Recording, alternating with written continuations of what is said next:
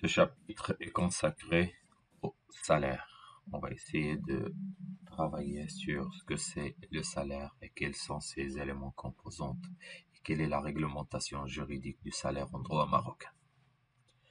Vous savez très bien que le salaire est une somme d'argent versée à un salarié en contrepartie du travail qu'il effectue pour un employeur. Le salaire est constitué d'une rémunération fixée à laquelle peuvent s'ajouter des commissions, des indemnités, des avantages en nature comme par exemple véhicule, logement, repas, etc. Le salaire désignait donc l'ensemble de la rémunération perçue par un salarié en vertu de son contrat de travail. Le salaire net aussi, c'est quoi? C'est le salaire que perçoit effectivement le salarié. Le salaire est traité par le Code du travail dans les articles 345 à 395 du Code du travail marocain. Alors, quelles sont les règles générales du salaire en droit marocain? En droit marocain, il y a une liberté de fixer le salaire par accord direct entre les deux parties ou par convention collective. Sauf qu'il y a une sorte d'obligation de garantir un salaire au moins égal au SMIG, au salaire minimal intergouvernemental garanti. Aussi, il y a une interdiction de discrimination entre les deux sexes si la valeur du travail exécuté est égale. Et aussi, l'obligation de payer le salaire en monnaie nationale malgré toute clause contraire. Le salaire minimum est calculé sur la base tout d'abord d'une heure du travail dans les activités non agricoles et d'une journée de travail dans les activités agricoles. Sachant qu'il y a une obligation de payer le salaire du travailleur resté à son poste de travail en cas de perte de temps pour cause indépendante de sa volonté. Aussi, il y a une obligation de garantir au moins le salaire minimum au travailleur à la pièce ou au rendement, sauf baisse dans le volume de travail accompli imputable au salarié après constat d'un expert agréé. Dans ce cas, le salaire est proportionnel au travail réellement exécuté. Ajoutons aussi une obligation de compléter le salaire du travailleur payé au pourboire, s'il est inférieur au SMIG ou au salaire convenu avec l'employeur. À ce salaire s'attachent d'autres avantages, si vous voulez, qu'on va les appeler des primes d'ancienneté. Sauf si le salaire est calculé sur la base de l'ancienneté conformément à une stipulation du contrat de travail ou de règlement intérieur ou de convention collective, la prime d'ancienneté est due pour les services continus ou discontinus chez le même employeur ou la même entreprise. Comment ils sont calculés? Ils sont calculés sur la base de la période d'ancienneté. Alors 5% après 2 ans de service, 10% après 5 années de service, 15% après 2 ans de service, et 20% après 20 ans de service, et 25% après les 25 ans de service. Elle est calculée sur le salaire et ses accessoires, à l'exception des allocations familiales, des pourboires, des gratifications, des participations aux bénéfices, des indemnités de remboursement, des indemnités de dédommagement, des indemnités pour travaux exécutés temporairement. Il n'est pas dû pour les périodes de service continu ou discontinu qui ont été prises en compte dans le calcul d'une précédente indemnité de licenciement payée aux salariés licenciés puis réembauchés après.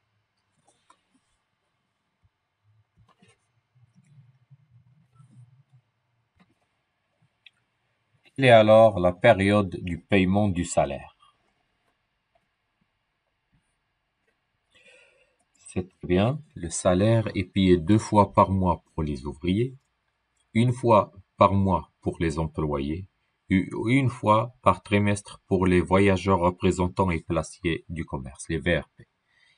Une obligation de verser aux salariés payés à l'heure ou à la journée son salaire dans les 24 heures qui suivent son licenciement et dans les 2 heures qui suivent son départ de sa propre initiative.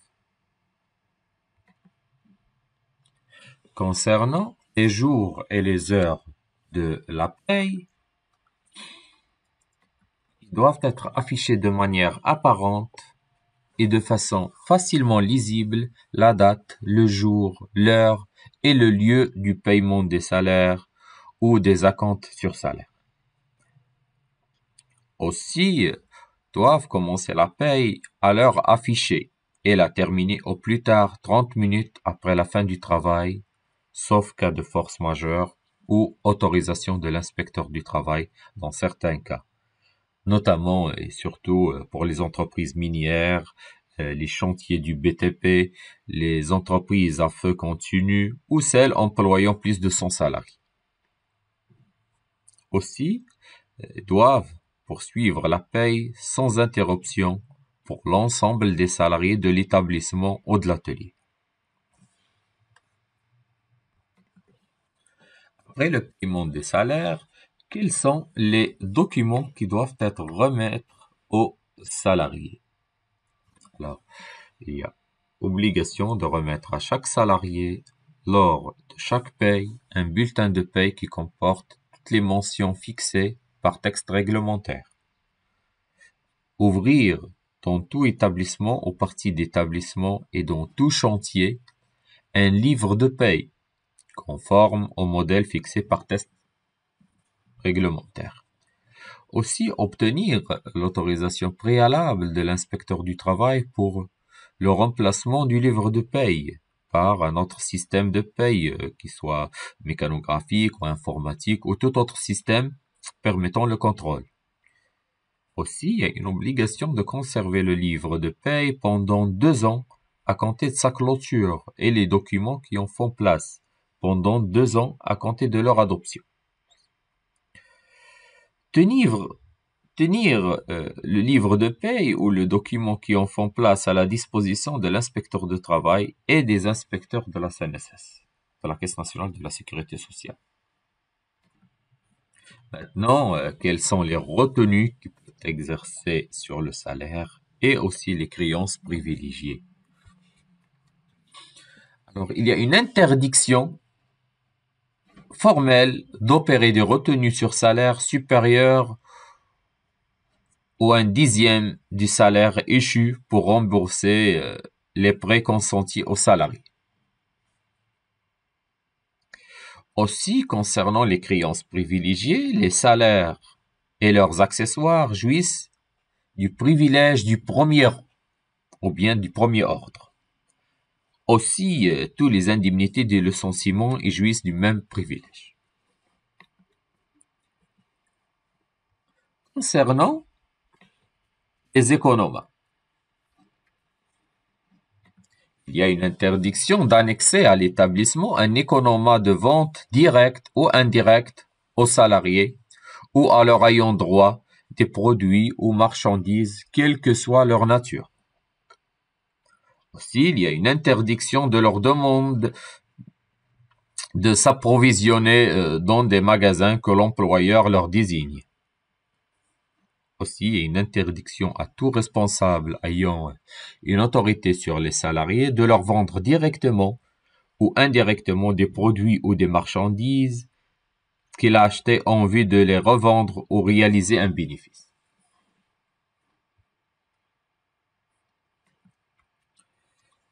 Sachant que ce droit au salaire, il peut se prescrire. Alors, concernant la prescription, ils se prescrivent par 2 ans tous les droits nés à l'exécution ou la rupture. De quoi? Du contrat individuel du travail, des contrats de formation-insertion professionnelle, des contrats d'apprentissage, des conflits individuels liés à ces contrats. Au-delà de 2 ans, le droit tombe.